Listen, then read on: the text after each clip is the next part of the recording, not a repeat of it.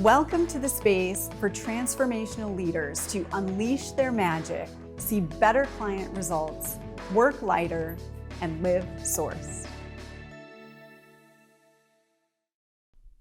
Hi, this is Darla. Welcome to today's video. Can you say no without making someone or something wrong? I've been noticing this phenomenon. I noticed it first in myself because I made a decision to say no to something that was a really, really big decision in my life. And as I mentioned in my last video about trusting the energy, it's like energetically, I just knew it was wrong for me. I just knew I was a no. Other people thought I should be a yes, right? And tried to talk me into all the reasons why this yes was a good thing, but I knew I was a no. Now, here's what I watched happen. I watched myself, instead of just saying no and moving on, right? Which is completely our right at all times. I found myself saying no and then expending a whole lot of energy thinking about the thing, analyzing the thing, asking myself, did I do the right thing? You know, the other people don't think I'm doing the right thing. Therefore, I have to find all of these reasons that they're wrong. Find all the reasons that they're wrong so I can feel good in my no. Think about a time when you've done that. Maybe it's an opportunity that you don't want to take. Maybe you're stepping back from a role you've been in and you just know that's what's right for you. But in order to give yourself permission to say no, you start to analyze all the reasons that that role is wrong or that situation never served you anyway, right? And here's what happens when we're doing that. We actually bring all this negative energy into our experiences of the past. Just because something's a no for you now doesn't mean all of the choices that you've made were wrong.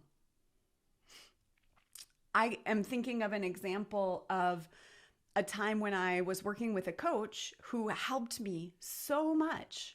It was an awesome experience. I learned so much. And then I got to the point where I just knew it was complete. I knew it was complete. It happened to be in the middle of a year, right? I had already prepaid for my year. It was the middle of the year. So I had, money gone. And I just knew it was complete. I knew that what I needed from that person, I had gotten. And that actually staying wasn't serving me anymore, even though it was amazing, right?